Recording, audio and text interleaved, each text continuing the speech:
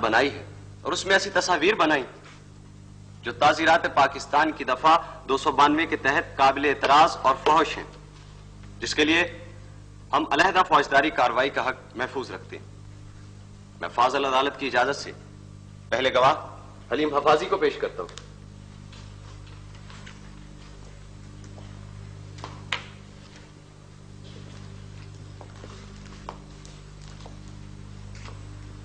आपका नाम? हलीम हफाजी। वल्द? शरीफ हुसैन। आप हलफ उठाएं कि आप जो कुछ कहेंगे अपने ईमान से सच कहेंगे। मैं जो कुछ कहूंगा अपने ईमान से सच कहूंगा। कहां काम करते हैं? रोजनामा जज्बात में कालम लिखता हूं। आप कितने अरसे से फन तामीर पर लिख रहे हैं? यही कोई 15 साल से। आपने अली का बनाया हुआ ऑडिटोरियम देखा? जहां देखा। क्या ख्याल है आपका इसके बारे में? मैं समझता हूं कि इमारत और उसमें बनाई गई तस्वीरें जानबूझकर माशरे के अखलाकी इक़दार को तबाह करने की मज़मूम साजिशें हैं, और मेरा ख्याल है कि ये नौजवान नस्लों को तबाह करने की इससे बड़ी कोशिश की मिसाल मुश्किल से मिलेगी। ये हमारे नौजवानों के दिमाग, अखलाक और निज़ाम के लिए बहुत बड़ा खतरा है। ये इमारत और तस्वीरें ये कहती दिखाई देती हैं कि अखलाक और अक़दार का तय्युन इंसान का ज़ाती मसला है, इसमें माशरे को दखल नहीं देना चाहिए, और जाहिर है ये हमारे निजाम के भी खिलाफ। और सबसे बढ़कर यह कि अली किसी की राय को, हत्ता कि इस केस में मुद्दई शादिया की राय को भी काबिल इतना नहीं समझता, इसीलिए उसने जानबूझकर मुआहदे की खिलाफ वर्जी की, उसे नजरअंदाज किया, और ये तकब्बुर है। माशरे में ऐसा तकब्बुर बर्दाश्त नहीं हो सकता, और मेरा ख्याल है कि अभी नहीं जाना चाहिए। शुक्रिया हलीम साहब।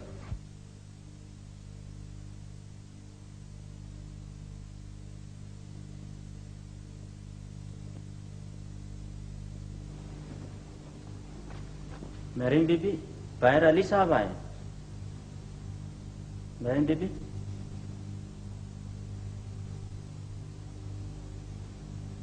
उनसे कह दो कि मैं घर पे नहीं हूं। जाओ, कह दो।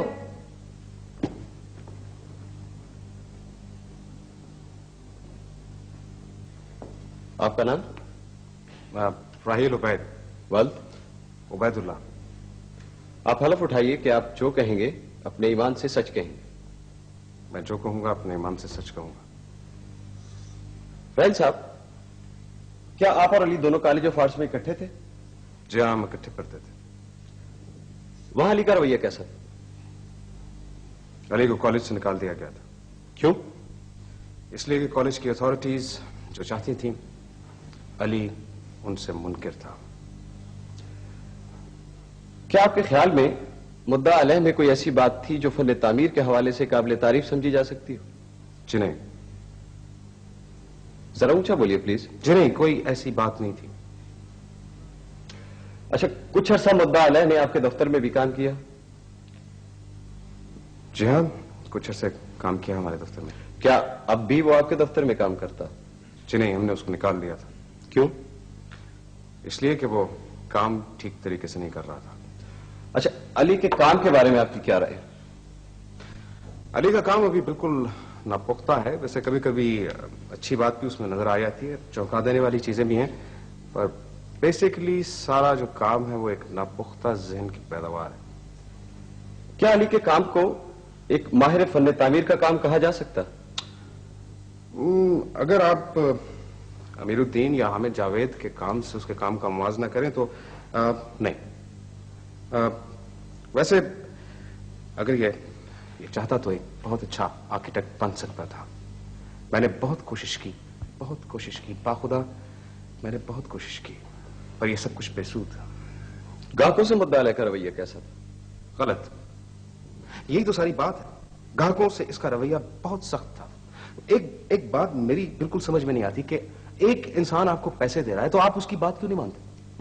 अगर हम ग्राहकों को रजामंद करने की हर कोशिश करते हैं तो फिर इस बात का मजाक क्यों उड़ाया जाता है? मुझे ये बिल्कुल समझ में नहीं आता कि इस बात का मजाक क्यों उड़ाया जाता है। जरा आहिस्ता बोलिए, मैं आपका बयान लिख रहा हूं।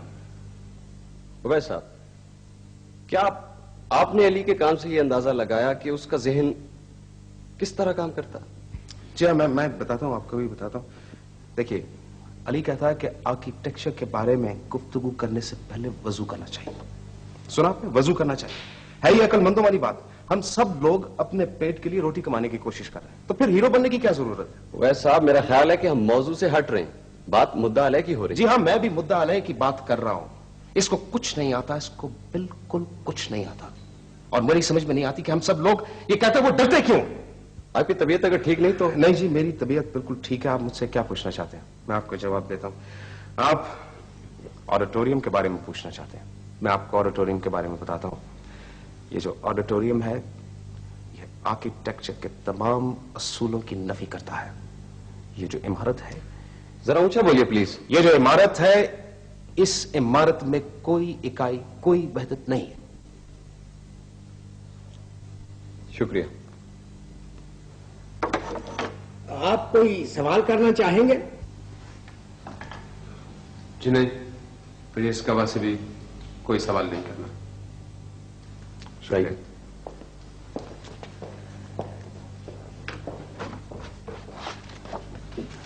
माया, अगर फैसला उसके खिलाफ हो गया तो वो पैसे कहां से देगा? मैंने तो देखा है कि उसके पास फूटी कौड़ी भी नहीं। कम सजा मिली है उसे जो तुम और चाहती हो। शादिया बहन, जो कुछ हो रहा है उसकी मर्जी से हो रहा है। तुम कौन होती दखल देने वाली?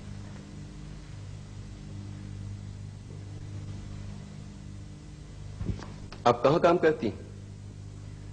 रोजनामा जज्बात में आपके काम की नौयत? फन तामीर पर एक कॉलम लिखती हूँ, अपना घर के उन्वान से। आपके वालिद क्या करते हैं? आर्किटेक्ट है। उनको भी यहाँ गवाही देने के लिए बुलाया गया था, लेकिन उन्होंने इनकार कर दिया। क्यों?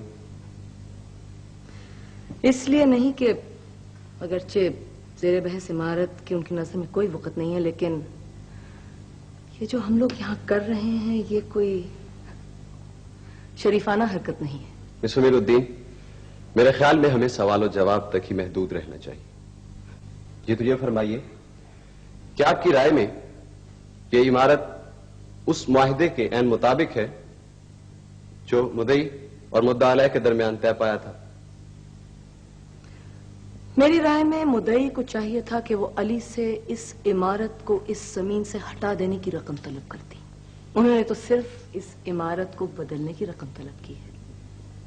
इसकी वजह? वजह तो आप बाकी गवाहों के बयान से सुन चुके हैं। तो गोया आप इन तमाम लोगों की राय से इत्तफाक करती? मैं हलीम हफाजी साहब की राय से इत्तफाक करती हूँ। ये इमारत हमारे लिए एक खतरा है। आप इसकी वजाहत करेंगे? जी, कोशिश करूंगी। हलीम हफाजी साहब बिल्कुल गलत कहते हैं, लेकिन अगर उनकी बात को लोग सही तस्लीम करते हैं तो फिर कोई शख्स जो इसके बरक्स कहता है पानी के उस कतरे की तरह जो समंदर में रहकर भी अकेला नजर आना चाहता है। इसमें कसूर समंदर का नहीं है, उस पानी के कतरे का है। इस इमारत को इस जमीन से हटा दिया जाए, लोगों के अखलाक को बचाने के लिए नहीं, बल्कि इस इमारत को लोगों के मुर्दा अखलाक से बचाने के लिए। मिस उमीरुद्दीन, मेरा ख्याल है कि आप कुछ उलझ गई। जनाब वाला, गवाह अपना बयान जारी रखे। शुक्रिया जज साहब।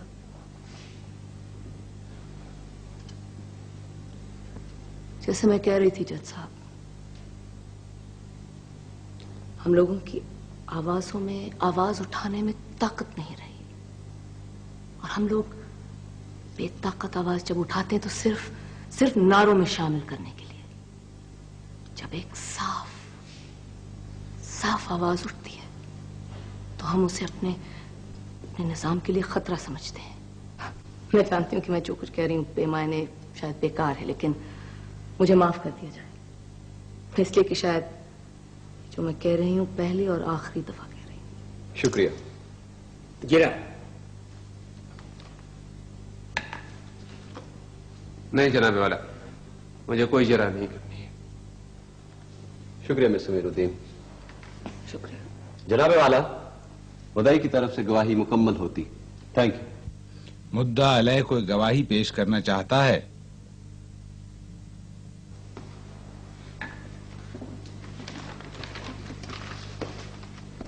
जनाबे वाला, मेरी जानिब से मेरी वाहिद गवाही उस इमारत की ये तस्वीर हैं जो मैं अदालत की खिदमत में पेश करता हूं। अपनी सफाई में कुछ कहना चाहें उसकी भी इजाजत है। जनाबे वाला, मोहब्बत का वाज़ेह और खुला बयान अगर फहाशी है तो ये फहाशी बहुत पहले दुनिया की सब बड़ी किताबों में हो चुकी है। मैंने उस इमारत में और उन तस्वीरों के जरिए महज मोहब्बत को साफ और वाज़ेह तरीके पे बयान करने की कोशिश की थी। और अगर ये नौजवान नस्ल को गुमराह करने की साजिश है तो याद किया जाए तो ये इल्जाम तो हमेशा और हर दौर में लोगों पे लगता चला आया है। हर नस्ल इंसानी बाद में इस पर शर्मिंदा भी होती चली आई है। शुक्रिया।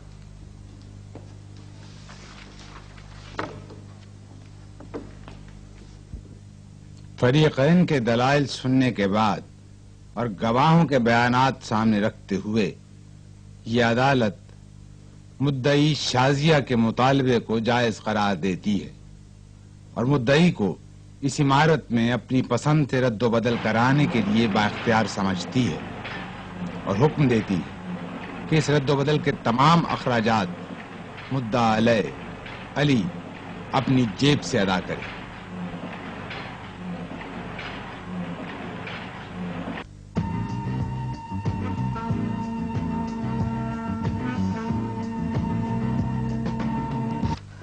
खातिर साहब, ये लीजिए मेरा आर्टिकल ऑडिटोरियम पे। अच्छा अच्छा अच्छा अच्छा।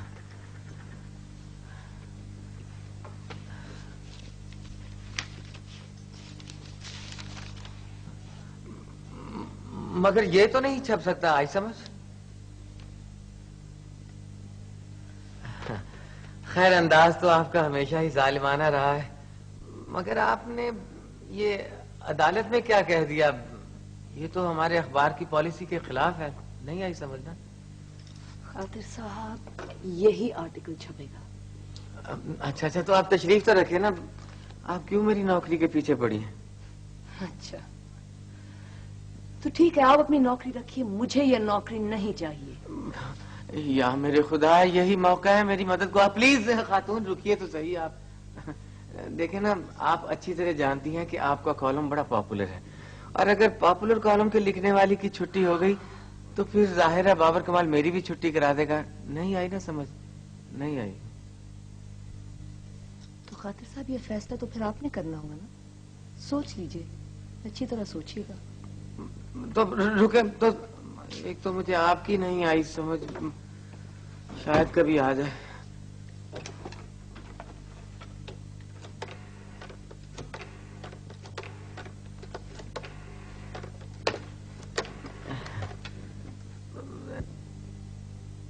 निकाल बाहर करो इसे।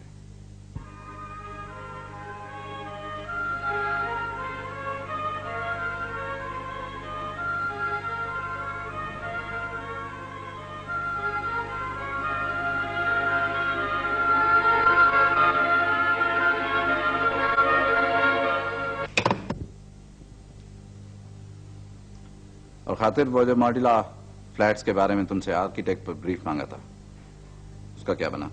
महरीन वही तो लिख रही हैं सर। Ayesha sorry sir. किसी और से लिखवाओ। याद रखो, इस दुनिया में पैसा देकर सारा काम कराया जा सकता है।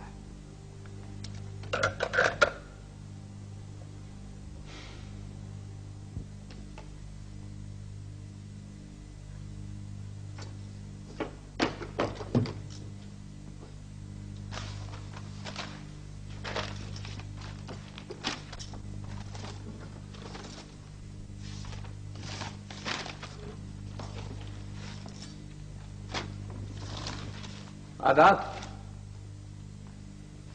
कौन? क्या हो रहा है? खातिर साहब के जवाब का इंतजार है। मतलब ये कि नौकरी या इस्तीफा। तो फिर अली के केस पे कुछ कह डाली? फिर कभी सही। तो फिर सुन लीजिए, मैं आपको यकीन दिलाता हूँ कि मैंने आपको समझने में गलती की और ये मेरा पहला मौका। फिक्र न कीजिए, दूसरा मौका भी आपको मिल जाएगा। खैर, हाँ, तो मैं कह रहा था कि मेरा हिसाब गलत निकला। मैं सही तौर पर अंदाजा नहीं लगा सका कि आपसे अली की मुखालफत का रंग वही होगा जो अदालती बयान में जाएगा। खैर, बात साफ हो गई। आपको जमाने से शिकायत है। चाल अच्छी थी वैसे। दाद के तौर पर यह खबर भी सुन लीजिए कि अब आपको इस्तीफा देने की जहमत नहीं उठानी पड़ेगी, आपको निकाल दिया गया है।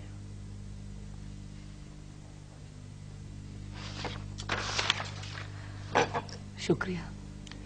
लेकिन आप तो कहती थी कि इससे पहले किसी दूसरे का हाथ तुम्हारे गिरेबान तक पहुंचे, अपने गिरेबानी को फाड़ डालो। मुझसे लड़ने के लिए सिर्फ अदालती बयानों से काम नहीं चलेगा। ये लड़ाई तो हमारी बहुत पुरानी है फाजी साहब। ठीक कहा आपने, शुक्रिया याद दिलाने का। ये अदालत में आपका बयान दलील नहीं, रहम के पील है ना? मुझे अंदाजा नहीं था कि आप कभी रहम की भीख मांगेंगी। गलत निकला ना मेरा अंदाजा।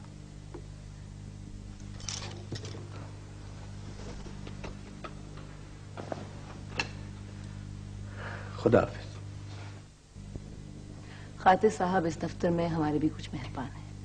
अगर कोई बात रहेगी तो मुझे घर पे फोन करके बता दीजिएगा। मेरा टेलीफोन नंबर तो है ना आपके पास? हाँ, वो तो है, मगर तुम तो खुद इस्तीफा देने वाली थी। मालूम है, मगर ये बेहतर है। तुम्हें तो पता होना चाहिए महरीन के मुझे कितना रंज है। यकीन नहीं आ रहा, आई समझ से नहीं। जानती हूँ कादिर साहब, हमदर्दियां हमेशा निकाले जाने वाले आदमी के साथ ही होती हैं।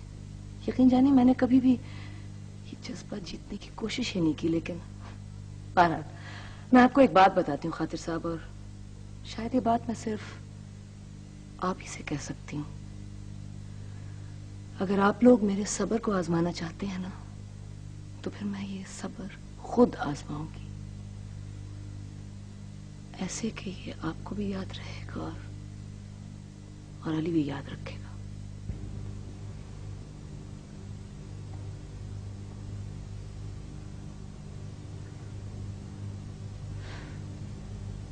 क्यों आए हो तुम अली? मुझसे मिलने क्यों आए हो? ना तो तुम मेरी खातिर अपना रास्ता बदलते हो और ना अपनी खातिर। मैं तो सिर्फ अदालत में खड़ी हुई अच्छी लगती हूँ, और बस, और कुछ नहीं।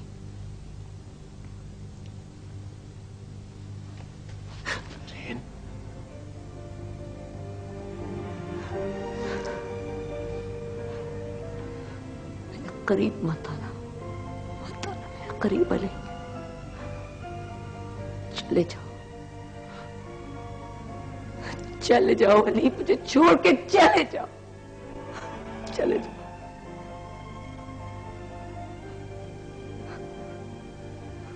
आज मैं एक ऐसा फैसला करने वाली हूँ जिससे मुझे यकीन है कि तुम अपना रास्ता बदल लोगे। चले जाओ अली, चले जाओ। मुझे पता तुम अपना रास्ता नहीं बदलोगे, तुम अपना रास्ता। चले जाओ, चले जाओ, क्या करो? चले जाओ अली, प्लीज चले जाओ।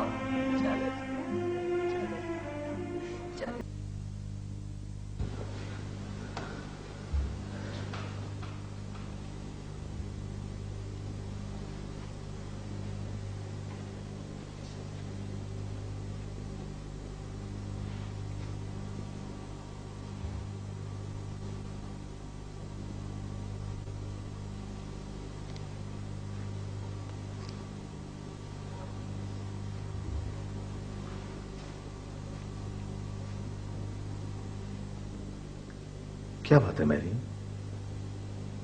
खैरियत तो है? मुझसे कहा कि एक जरूरी बात करनी है और अब आधे घंटे से चुप बैठी हो। मैं चाहती हूं कि बात आप शुरू करें, इसलिए कि जिस मौजू पर बात होनी है उस मौजू को हमेशा आप ही शुरू किया करते हैं। मैं तुम्हारा बाप हूं महरीन, और जाहिर है कि मुझे तुम्हारे बारे में फिक्र रहता है। लेकिन अगर तुम शादी नहीं करना चाहती तो मैं तुम्हें मजबूर नहीं करूंगा। लेकिन आज मैं चाहती हूं कि आप मुझे मजबूर करें डैडी। क्या ख्याल है आपका? है ना तकलीफ-दह बात मजबूरी की शादी? मगर महरीन, मगर मैं तुम्हें... यकीन मानिए, आज आपके और मेरे जहन में बहुत कम फासला है। तो क्या? मगर ये कैसे मुमकिन हो सकता है? आज सब कुछ मुमकिन है डैडी। क्या मैं समझ लूं कि तुम राहील उबैद से शादी करने पर रजामंद हो? Oh, sweet.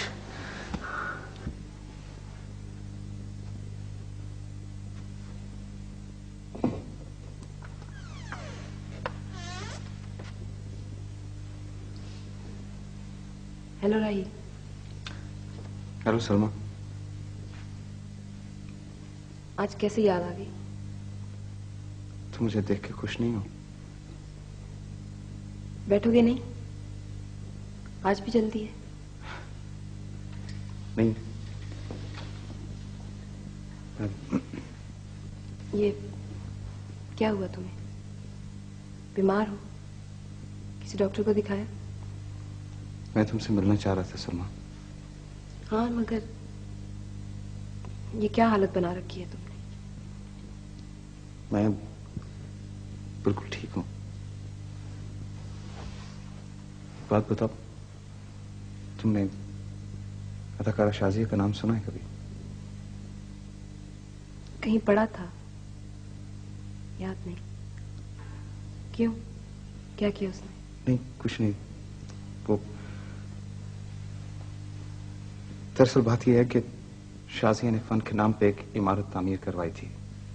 एक ऐसी इमारत जिसे न मैं, न तुम, न कोई और बर्दाश्त कर सकता है। क्यों? क्या हुआ उस इमारत को? वो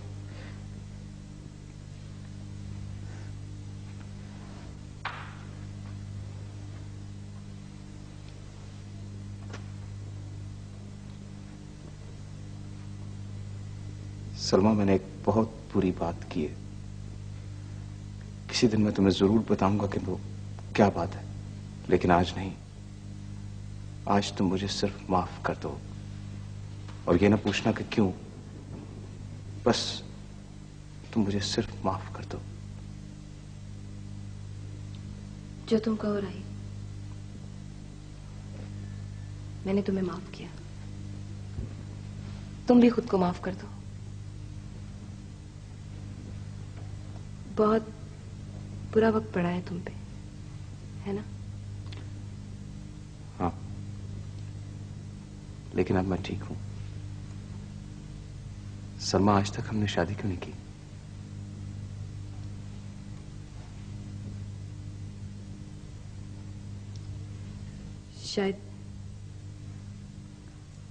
शायद इसलिए कि हमें पता है हम एक दूसरे के लिए बने हैं। सलमा, बहुत देर तो नहीं हो गई? तुम मुझसे शादी करोगी ना? कैसी बातें करते हो राहील? तुम्हें पता है मैंने सिर्फ तुम्हारा इंतजार किया। लेकिन अब हम किसी का इंतजार नहीं करेंगे। तुम्हें मुझ पे एतमाद नहीं रहा ना, मुझे पता है। लेकिन अब हम किसी को नहीं बताएंगे। किसी तैयारी की जरूरत नहीं, सिर्फ तुम और मैं। ठीक? ये जो तुम अपने अंकल हलीम के लिए ये जो खिदमतें करती फिर रही हो ना, ये सब कुछ छोड़ दो। मैं दफ्तर से छुट्टियां ले लूंगा। अभी तुम कह रही थी कि मैं बीमार लग रहा हूं, लेकिन अब मैं बिल्कुल ठीक हूं। तुम आज बहुत खूबसूरत लग रही हो, और यही सबसे बड़ी बात है।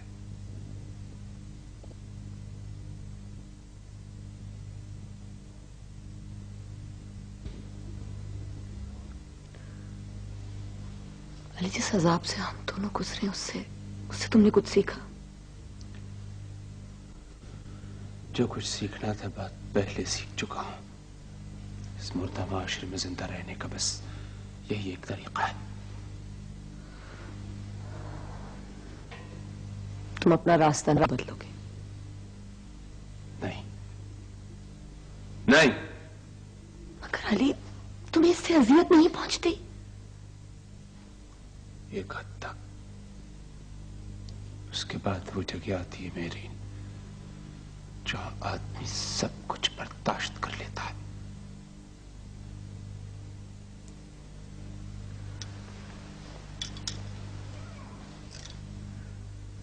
और तुम चाहते हो कि मैं भी तुम्हारी तरह ये बर्दाश्त कर लूं? हाँ, मेरी साथी जो हो। मेरे सब्र का इम्तिहान लेना चाहते हो ना अली? इसलिए कि मैं तुमसे प्यार करती, तुम्हें जिंदा देखना चाहती हूँ। नहीं नहीं नहीं, मैं सिर्फ ये चाहता हूं कि तुम इस खौफ से निजात पा लो। अली,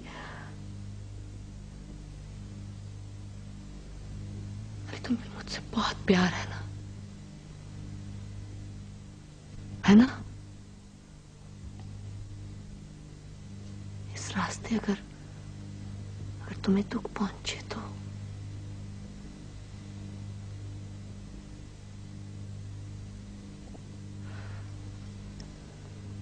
अली, मैंने हाँ कह दी है।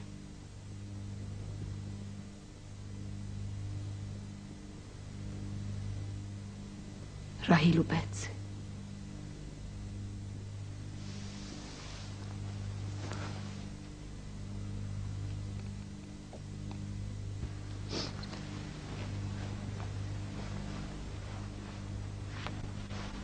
सलमा, क्या हुआ सलमा?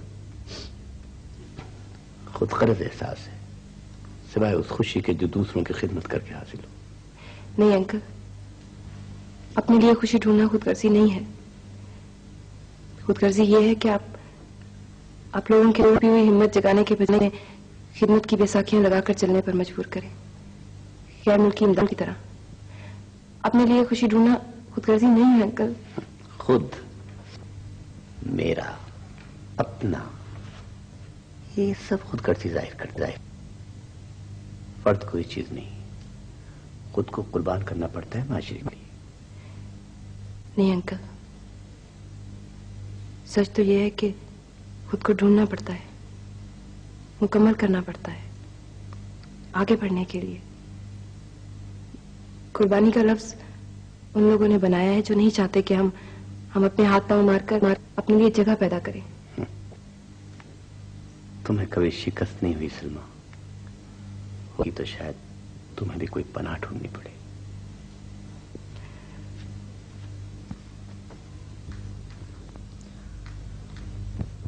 अली, अभी भी वक्त है, सोच लो प्लीज, अभी बहुत वक्त है। ये रास्ता या मैं, दोनों।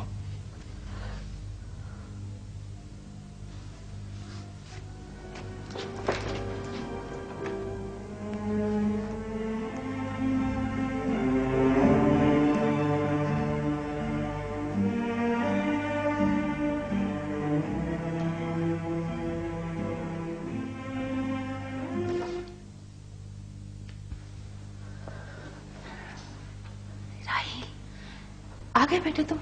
हाँ माँ जी। कहाँ थे 2 दिन से? वो मैं जरा मालूम है राहिल, मैंने 2 दिन से तुम्हारी शक्ल नहीं देखी। मेरा खूबसूरत बेटा, जानते हो राहिल मैं कितनी खुश हूँ। अच्छा खुदा तेरा शुक्र है, तेरा शुक्र है कि तूने आज मुझे ये दिन दिखाया है। राहिल मुझसे ज्यादा खुशकिस्मत दुनिया में और कोई माँ नहीं है। मुझे लगता है राहिल कि आज मेरी आखिरी ख्वाहिश भी पूरी हो गई है। सच राहिल, ओह खुदा मेरा दिल। माजी, माजी, माजी क्या हो गया यहाँ पे? तो तुम्हें कुछ नहीं मालूम? नहीं राहिल, तुम मुझसे जरूर कुछ छुपा रहे हो। देखो कैसे हो सकता है कि अमीरुद्दीन ने तुमसे बात ना की हो। नहीं माजी, मुझे नहीं पता क्या क्या बात है। लो राहिल, मुझसे छुपाने का फायदा, ये बात छुप सकती है भला? नहीं माजी, मुझे बिल्कुल नहीं पता। तो क्या वाकई तुम्हें नहीं पता? नहीं नहीं माजी, आप क्यों पहेलियां बुझवा रही हैं? बता दीजिए ना क्या बात है। मालूम है क्या हुआ? अमीरुद्दीन आए थे खुद यहाँ, उन्होंने इशारा किया, मैं समझ गई। मैंने तुम्हारा पैगाम दे दिया महरीन के लिए, मंगनी की तारीख भी तय हो गई है।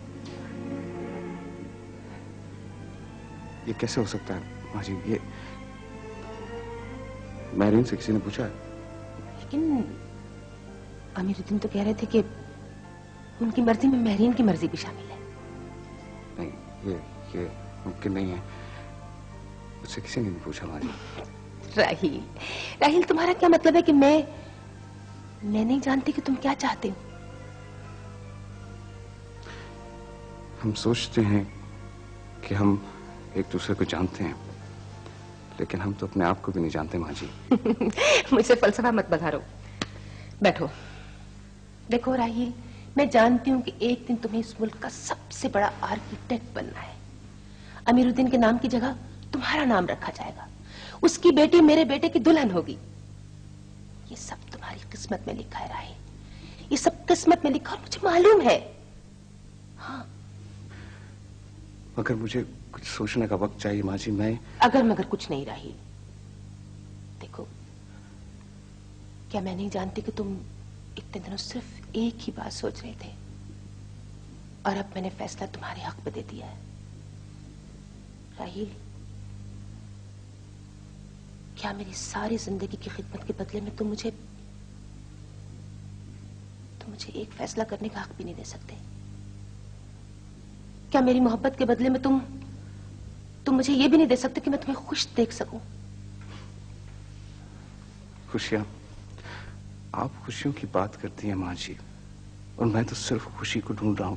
मुझे वो भी नहीं मिलती, और अगर कभी मिलती है तो वो भी पर्दे के पीछे, और फिर इधर उधर की झूठी खुशियों में वो गुम हो जाती है।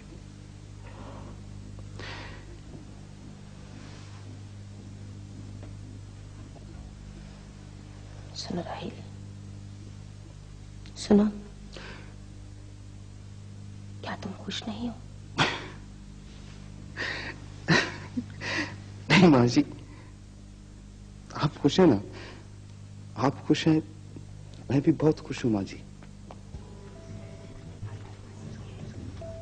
ख्याल था राहिल कि तुम मेरे वारिस हो गए। आज मैं बहुत खुश हूं। अब ये सब कुछ तुम्हारा है, ये घर, मेरा ऑफिस। ये आप क्या कह रहे हैं? मैं जो कुछ भी कह रहा हूं तुम जानते हो राहिल, मैं थक चुका हूं, बिल्कुल थक गया हूं। क्यों, तुम खुश नहीं हो? जी मैं खुश हूं। मैं इस खुशी की बात नहीं कर रहा हूं राहिल, बल्कि मैं अपना नाम, अपनी फर्म तुम्हें देने की बात कर रहा था। तुम्हें तो फख्र करना चाहिए राहिल। मैं समझूंगा कि मैंने जिंदगी जाया नहीं की। आपको यकीन नहीं है? आपको तो यकीन होना चाहिए। आप तो एक बहुत कामयाब इंसान हैं। हाँ, मैंने कोशिश तो की है ना। कोशिश की, पर आपको तो यकीन होना चाहिए था। वैसे आज एक शख्स है जिसको यकीन है। कौन है? छोड़िए, हम क्या बात ले बैठे। अच्छा हम लोग चलते हैं। Thank you so much. Okay, see you later. Thank you. खुदा भाई राजू, वो जरा ऑडिटोरियम बदलना था, यूं भी जल गया। मिल बैठो, किसी दिन उसका भी पटरा करी थे। क्या मतलब? वो मेरा मतलब ये है कि महरीन भी अखबार में काम करती रही, वो इस जबान को समझती हैं। क्या हुआ हलीम साहब? कुछ नहीं, वो क्या बात है? तो आप कुछ परेशान से लग रहे हैं। लगता है कि आज आपके हथियार कुछ ऊंचे से हैं। क्या पियेंगे, चाय या कॉफी? हाँ, पी लीजिए कुछ। मैं आपके लिए कॉफी लेकर आती हूँ। ये मॉडल ऑफ फ्लैट्स का केस कब आप क्या करेंगे? ये आप मुझसे पूछ रहे हैं? करोड़ों रुपए का प्रोजेक्ट है, सोच सोच के मुझको रात भर नींद नहीं आती। और ये कमबख्त बाबर कमाल जो है, ये अपने परों पे पानी नहीं पड़ने देता। महरीन, जी डैडी। तुम्हें खुशी नहीं हुई ना? ये आपको किसने कह दिया? किसी ने भी नहीं, बस यूं ही। कितनी फजूल सी बात है। ये तो बड़ा खुशी का मौका है ना? है ना खुशी का मौका? हाँ डैडी।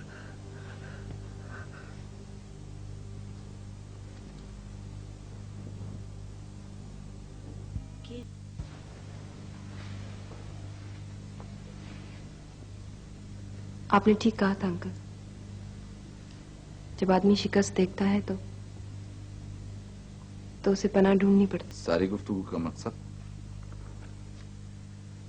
मैं चाहता हूं कि आप अपने कीमती वक्त में से आध घंटा ऐसे शख्स को दें जो आपसे अपनी बात मनवा सके। कौन? राहील उबैद की मंगेतर। लेकिन ये कहिए कि मैं अपना वक्त क्यों दूं? इसलिए कि वो बहुत खूबसूरत और मुश्किल पसंद खातून है।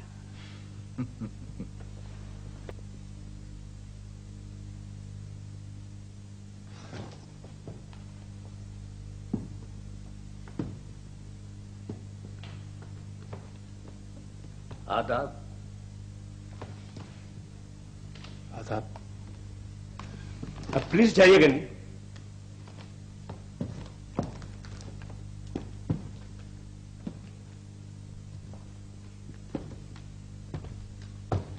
मैं कहीं नहीं जा रहा। मेरे जहन में ये बात जरूर थी कि आप एक न एक दिन यहाँ आएंगे, इसीलिए हजार बहाने ढूंढ के भी मैं यहाँ आता रहा हूँ। अच्छा।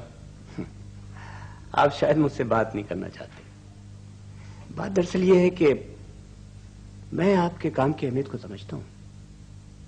ये और बात है कि उसकी मुखालफत करता हूँ। यह आपका बहुत साथी फैसला है।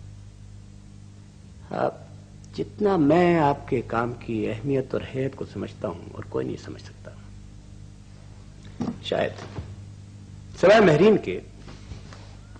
लेकिन वो भी महसूस कर सकती है, समझ नहीं सकती। ये बहुत बड़ी बात है ली, और कहा गया है कि बेवकूफ दोस्त से दाना दुश्मन बेहतर होता है। मुझे इस बहस में कोई मकसद दिखाई नहीं देता। देखिए, हम आप यहां अकेले हैं। जो जी में आए मुझे कह लीजिए, कोई सुनने वाला नहीं। मुझे आपसे कुछ नहीं कहना। आप मेरे बारे में क्या समझते? कुछ नहीं। आपने कुछ कहा? जी नहीं, शुक्रिया।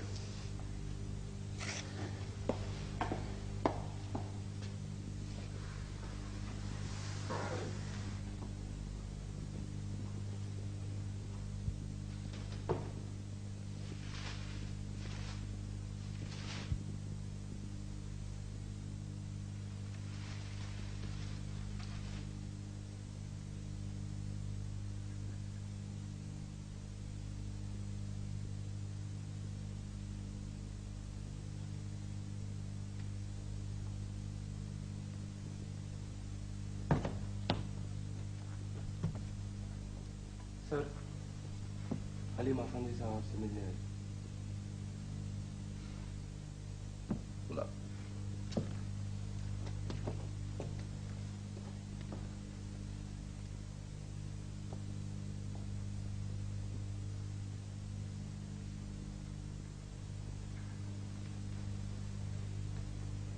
अस्सलाम वालेकुम। वालेकुम अस्सलाम। मैंने सोचा आपको टेलीफोन करने की जहमत की दूं, मैं खुद आ जाता हूँ। क्या ये तस्वीर उस खातून ने बनाई है, राहिल उबैद की मंगेतर। आपको कहां से मिली ये? एक सेकंड हैंड डीलर की दुकान से। वहां कैसे पहुंची? पता नहीं, मैंने पूछा नहीं। मैं तो इसलिए खरीदी कि उस खातून ने बनाई थी। झूठ बोल रहे हैं आप।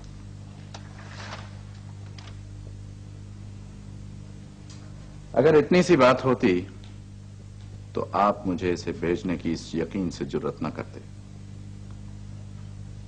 आपको तो मालूम ही है कि मैंने आज तक अपनी आर्ट गैलरी को देखने की किसी को इजाजत नहीं दी, तो ये इजाजत कैसे दे सकता हूं कि कोई मुझे तोहफा उस गैलरी के लिए भेजे।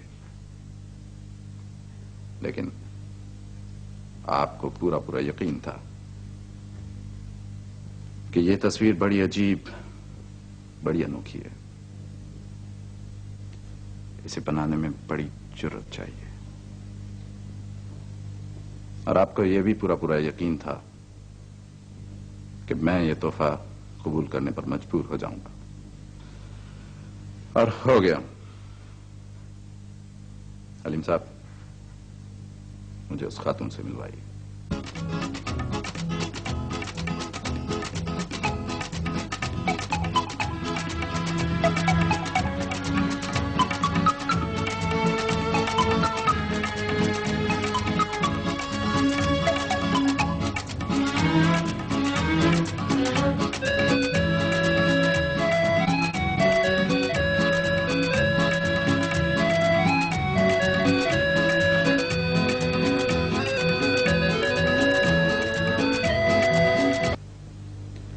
इसे बनाने में बड़ी जुर्रत चाहिए,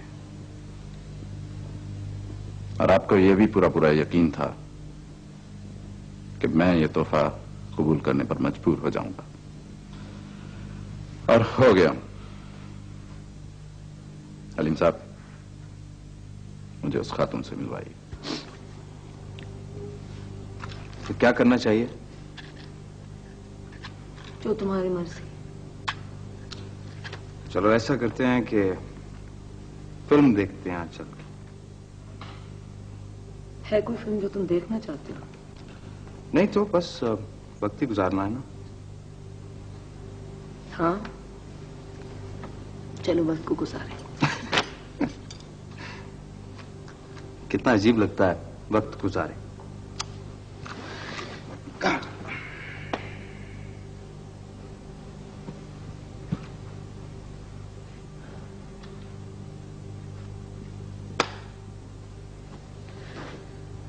चलो एक और काम करते हैं। Let's play a game of card. हाँ, ताश खेलते हैं।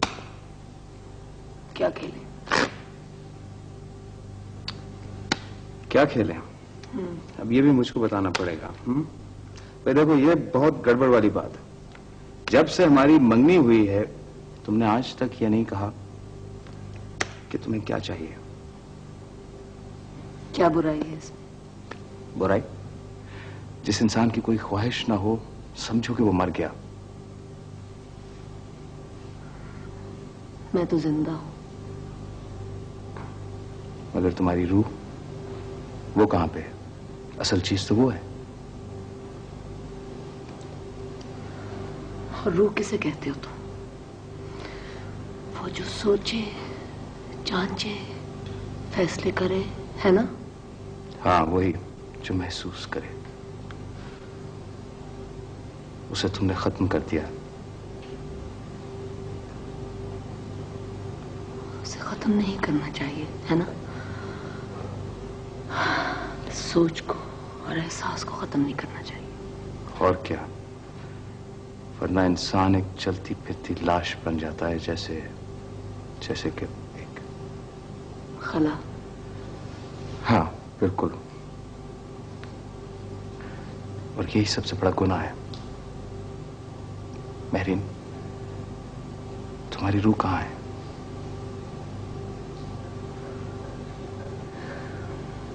और तुम्हारी रूह कहां है राहिल? मेरी रूह मेरे पास है महरीन, मेरे पास है। तुम गलत कह रही हो। मैंने तो सिर्फ एक सवाल किया था राहील। अब समझे ना, तुम अपनी आवाज खो बैठे हो राहील। तुम सिर्फ दूसरों की आवाज के पास गश्त बन के रह गए हो, तुम्हारी अपनी आवाज नहीं रही। और जो इंसान अपने फैसले खुद नहीं कर सकता, वो मोहब्बत भी नहीं कर सकता। यह गलत है महरीन। मैंने आज तक इस दुनिया में सिर्फ 2 शख्सों के बारे में शिद्दत से महसूस किया है। मैंने जब भी उनकी तरफ देखा है, मुझे ऐसे लगा है जैसे ये एक हुक्म हो, इशारा हो बुलंदियों की तरफ बढ़ने का। महरीन, मैंने हमेशा तुमसे मोहब्बत की है। मैंने शिद्दत से तुम्हारे बारे में सोचा है, महसूस किया है। और वो शख्स जिससे तुमने नफरत की है?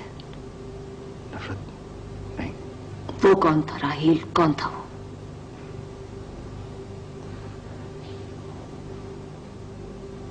अली।